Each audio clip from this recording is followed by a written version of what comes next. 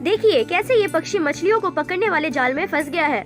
भला हो इस इंसान का जिसकी नजर इस पक्षी पे पड़ गई और इन्होंने इसकी जान बचा ली। वीडियो को अंत तक देखना।